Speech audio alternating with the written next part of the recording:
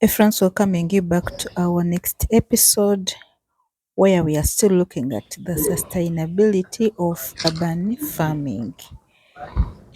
Before we wait for food from rural areas, can we do something to have food?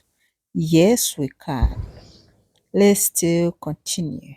Right here we have a garden for eggplants. Okay. And we have planted eggplants on raised beds. These are raised beds. This is just to show that you might have a space and you can do raised beds and grow different crops. You can grow eggplants, tomatoes, you can grow cucumber, Green pepper. You can grow them in this space. So this is a raised bed with For eggplant. eggplants. This is a garden for eggplants. Which species is this? This is called the long purple cylinder eggplant.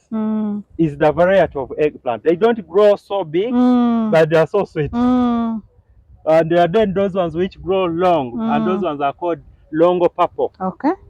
Those ones are a bit big in size, and this one is the small one. Okay. Longo purple cylinder. Okay. Yes, it is a variety of eggplant we have here. And this has to show that you can have this. I think a family cannot eat all of this. No. You can have this as for food sale. and also sell. And increase on income. And also increase on the income. From the smallest space. From a small space. And this one is just to show that you can harvest eggplant for a very long period of time. Yes. So this one has been here for how long? This one, it has been here for 3 months. Okay. And we are still harvesting. If you manage well, you can harvest for the whole year. Sure. So, meaning if I have a garden for eggplants, I can sell eggplants on daily basis. Because our home can't consume all of this. Can't consume all of this. But also, you can sell every day on daily basis and for the whole year. For the whole year, when you're selling, you have an income on a daily basis. On a daily basis. From the smallest space. From the small space. We have, this is to show people that you don't have big space, but you need to have a lot of plants. You can do sucker gardening. These are the sucker garden, and it is just a net which lasts longer. You can have this net for over 5 years. Sure. Yes, it is a very strong net for growing. You can use it as a garden.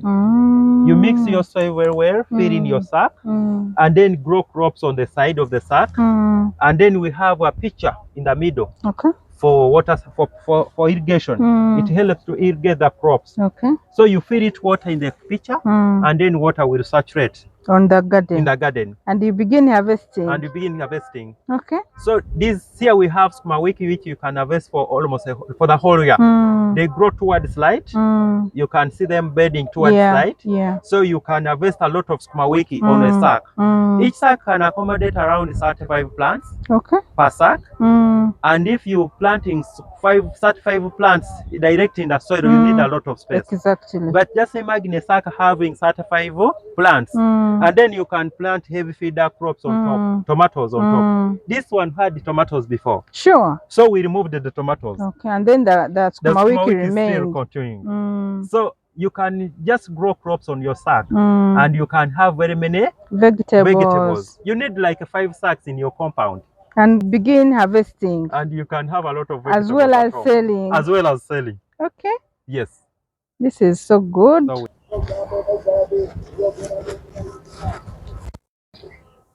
Okay. Here we have, this is a hanging garden. Okay. It is vertical way of growing crops in containers. And these are lettuces. This is a shade net produced on the extreme heat. And you can grow a variety of crops. You mean lettuce doesn't love too much heat? But you know, if you are in an area where there is a lot of sunlight, extreme heat, most of the crops, if there is extreme heat, they will dry up. So this one helps to reduce on the extreme heat. So that's why we have, you see where we are standing, it is too hot. That's why we decided to put this. This shade net reduces on a certain percentage of sunlight. It balances. Yes. Okay.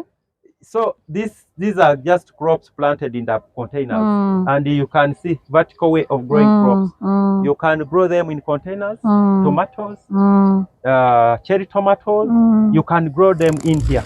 It is a matter of applying fertilizer. It's a matter of mixing your soil with the manure, and then you grow the crops. Okay. You grow crops in a very small space. When you look at this, these lettuce can cost around 1,500 farm price. So how many do I have here? And if I'm selling each at 1,500, and the lettuce take a period of 1.5 months to mature, and I have 50 here, it is money. That is more than 500,000. Exactly. In just this space. Yes? Yeah. And these have a lot of demand, because very many hotels in Kampala, they need a lot of lettuces. And also our people in Nakasero market, they buy a lot of lettuces. Yes. So these are crops which it is source of income, but at the same time it's food. They are nutrition. Yeah, they improves nutrition. And grown in a smaller space. And grown in a small space. Okay. Yeah. And here this is a greenhouse. This is a greenhouse farming, and is also one of the urban farming technologies. We are training farmers in the city and also in the rural areas, where you can grow crops in a small space but under controlled environment. This helps the plant to grow well if you grow crops in the greenhouse. This greenhouse is in a space of 8 meters by 24. It can accommodate around 500 plants, 800 plants in this house. So you find that this is a project. When someone starts a greenhouse, it is a project where you can grow crops, vegetables, but it is a source of income. When you have 800 plants here, you can harvest tomatoes for a period of 6 months. So if you have this greenhouse, can give you around 100 kilogram of tomatoes on a weekly basis. 100 kilogram of tomatoes per week. So if you're selling a kilo at 2,000, that is an income of 200,000 per week. And you harvest it for a period of 80 months. You can grow tomatoes. You can grow bell peppers, the sweet peppers. Sweet peppers are on high demand these days. So you find that still in this house you can have around 800 plants of sweet pepper. Then you can do color, red, orange, different colors. Oh, the sweet pepper. The sweet peppers. Okay. So you can grow sweet pepper in the greenhouse, and you can have an income. If I don't have a greenhouse, can't I grow sweet pepper?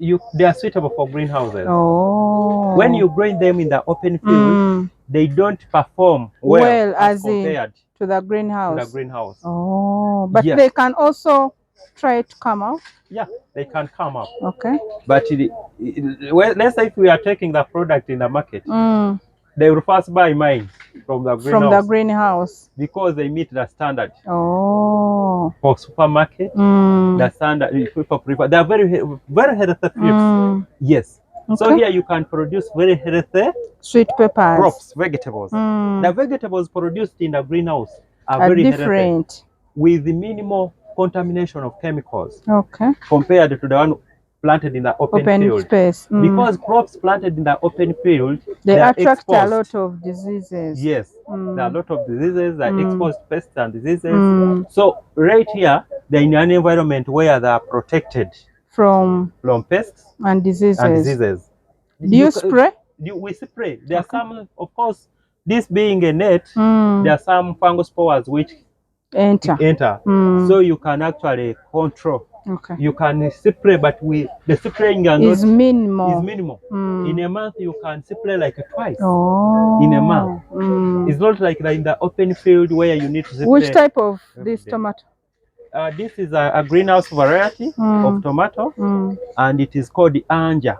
Anja is a variety of tomatoes which you can grow it in the open field and also in the greenhouse. It is for both open field and greenhouse, but it's indeterminate. It can grow for almost 9 meters long. Sure. Yes, it is an indeterminate variety of tomato. Okay. Yeah. All right. Which kind of fish is this? This is tilapia. Tilapia. Yes. Okay. This is tilapia. So you can see that there are different activities you can do in a greenhouse. Here we are in fish, this is fish farming. In a fish greenhouse. farming in tanks, Okay. and a greenhouse. So this is to show that you don't need to have a swamp. You don't need to have very big space to do farm fish farming. This tank has a capacity of 1,000 fish. This one. This one. Okay. This is the inlet for water. And then the outlet is here, down here. We open, then water gets out. Then you another outlet inlet. Yes. Puts water. Yes. Okay. So this is how often do you do that? After every 2 weeks, you need to change the water. Okay. So these are the feeds. These are fish pellets. This is the feeds for fish. Okay. You can feed in the morning and late in the evening, every day. But fish feeds depending on the response. So, and also depending on the weather. Okay. Don't just come and put food. Come and feed them depending on their response towards the food. Okay. Because you might put their food when they don't need to eat. So feed them depending on their response. Okay. Yes. So this is a fish tank. This is just to show that you can have such a tank and you can keep 1,000 fish in this tank. Okay. And in a very small space. What you need is a water source. You must have a water source. Here we use underground water. So you need to have a water source. Then you're able to do fish farming. How big is the fish in this tank? What do you mean? Is it ready for harvest? Right now it is not ready for harvest. But under this environment, the fish can grow up to 1 kilogram. And we sell a kilo of fish, 1,000 shillings. A kilo? A kilo of fish. 10,000? 10,000 per kilo. So if you have 1,000, you can calculate and see how much you can earn. It is really from this space. So this is fish farming in tanks. Okay. So people who don't have swamps, you can actually do fish farming in tanks. Provided you have water. Yes. Provided you have water. It is a source of income, but also it is a source of food at your home. Yes. You can't go without, you can't say that we don't have source today when you have fish. Exactly, when you have fish at home. Yes. Okay. It is under greenhouse to prevent predators, but also the temperatures here are suitable for the fish because this temperature is very good for fish farming. Then water circulates to the crops. Then water, here we get water. This water coming from the fish, we use it in the gardens. Okay. Because as I said before, the fish water has a lot of nutrients necessary for the plants. Okay. Yeah. This is good. So you're killing, if you say it is a dry period, you're using one stone. Using one stone. Oh. You're watering, at the same time, you're providing nutrients for the plant. Okay. Yes. This is a fish pond. Okay. For fish farming. Which type? Tilapia. You have tilapia here? Yes. For those who have space? Yes. Okay. So, imagine you can have this space and you can actually do fish farming. As I told you before, in the project of fish farming, what you need is water. Water. The water should have very good water. Water quality is important. Don't use polluted water. I'm saying as if it is green. Yes, but it is okay. The water is fine. Yes. Okay. This is water coming from the other side. Oh. When we open the tanks, it comes here, and here there is fish. Yes. So it is not wasted. Oh. We also harvest water from the rooftop here. And then it comes here. Yes. Okay. So you can actually do fish farming. Here, how do you protect the predators? Here we one, for example, the snakes, you plant repellent. Oh. Repellent plants. Snake repellents. Then two, for the birds, the fish kingers. Those ones you can put a net on top to protect the fish kinger. Okay. The fish, those birds which feed on the fish. So fish in this pond is at what stage? They're in 4 months. Okay. They are not yet ready for harvest. Okay. But this pond can accommodate around 5,000 fish. Sure. In one pond, yes, in this size of pond. Okay. It is what? Which type? Tilapia still? Tilapia, yes. Okay. Here we are keeping tilapia. Here we are doing 3 breeds of fish. Tilapia, catfish, miracap. Oh, what is miracap? Miracap is the one with the long mouth. How do you call it? Sons. Not in swans. Kasuru. Have you heard about that fish? No. Sure. It has a long mouth. I thought it is in sons. So those are the breeds of fish we have here. Okay. Yeah. Okay. Here, this is our seedling propagation unit. Okay. Where we raise different varieties of crops and vegetables. This is a greenhouse for seedlings. Okay. And we raise different varieties, superior varieties of hybrids. Hybrids and the local varieties of crops. Like nakati, dodo. Those are the local, the indigenous vegetables. So here we are doing both exotic and indigenous vegetables. All right. In the greenhouse. This is kuma? Yes, this is kuma. And we are planting them in a nursery bed. This is like a nursery bed. So we plant them in trays. Okay. When they're ready for transplanting, you just press down, you remove your seedling and take in the garden. I told you before, vegetative propagation, that is under the herbs and spice industry. Okay. Then the vegetables were mostly propagating using seed. Yes. All right. Yes. So this is a propagation unit where we raise different. So how do you mix this soil? This soil is a special soil for raising seeds. Oh, you get it from where? It is called peat moss. It is made from plants. It's out of plants. Oh. You can get peat moss. Also, so you can decompose sodas and you mix in other things, and then you can get. For the seeds, you need light soil. You need light soil. Yes, such that the seed can germinate so fast. Heavy soil restricts the seed from germination. But you need to use lighty soils. And these plants have, when you decompose them, they give you lighty soils. Okay. Yeah. It has a capacity of raising 50 birds. 50 birds? Yes. Okay. It is raised off the ground. These are croidals still. And you can have 50 birds in this space. Okay. This is a very small poultry house. But you can have around 50 birds in this house. And it can be source of food at home, but also it can be source of income. Yes, yes, can be source of income. So these are croidals, and this house is a very well designed house, which can fit in a very small space. And also it is easy to manage because the droppings fall on this platform. And then you remove it. Then you pull it out. You clean off. You push it back. Okay. Yes. So this is a poultry house. Okay. Yes. You can do croidals. And they left from here? They left from that side. Those are egg boxes. Those are egg boxes. Okay. So you can do this house for maybe you can have this at home and you can have 50 birds in this space. Yes. Okay. Here, this is called vermiculture. So? Vermiculture. Vermiculture. Yes. Okay. Here we are recycling organic waste. Okay. Into organic manure, into humus. And then also we are using earthworms to break down the organic waste. Yes. So where are the earthworms? They're inside, they're in here. Oh. The earthworms are in here. Yeah.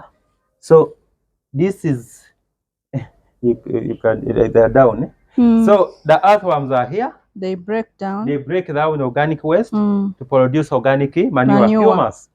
That's why you see this soil is so black, but it's coming from plant materials. Okay. This one has a lot of nutrients for the plants. Okay. So we are recycling. We are breaking down. We are breaking down organic waste to turn it into organic manure. Organic manure. And also it produces the liquid. That one we call it vermiliquid. Vermiliquid is produced, and we use it as a foliar fertilizer. Okay. As well as a pest repellent. Oh, for the plants. For the plant. Okay. This is also a liquid you can use in the other method of hydroponics because it has a lot of nutrients. You can mix it in water. So you get the this is the vermicompost. This is the vermicompost. Then you get the vermiliquid. Then you get the earthworms. Earthworms you feed it to chicken, to fish. And then also, it is also, they manufacture medicine from earthworms. Okay. Then, so it has a lot of benefits. One of the benefits of earthworms, it improves soil fertility. It aerates the soil. It breaks down the organic waste into this, into humus, which is used as an organic manure in the garden. So it is a very good project where you rear earthworms to break down the organic waste you have at the farm. And then you use it in the garden. And then you use it in the garden. You grow organic. Also, we sell this. The sack of this, we sell it 30,000. A sack? Yes. Okay. Then the liquid is 5,000 per liter. Okay. Yeah. So it is a source of income as well. Yes. And farmers come and buy? Yes, farmers come and buy. Okay. Yes. This is good. This is demonstration. We are demonstrating this. We are training farmers to do similar projects. Okay. And it is better for you to set up such a project, and you have manure at your farm, and you have the vermiliquid at the same time. So it is, we are demonstrating and training farmers to set up similar projects in their farms, in their homes. Okay. Yes. So this is the purpose of this. Demonstration farm. Demonstration farm. All right. Farm for Profit Uganda with France. I welcome you back from wherever we've been. Let me take this opportunity to encourage everyone to have a vegetable garden at your home. Turn your compound into a vegetable garden to grow food, to grow spices, to grow vegetables, so that we take healthy foods. Don't forget to subscribe. Don't forget to leave a comment. If you're there and you feel like getting more skills, how vegetables are grown, fish farming, poultry, come at Chanja Agricultural Resource Center. Everything they have in plenty. France, see you next time. Bye-bye.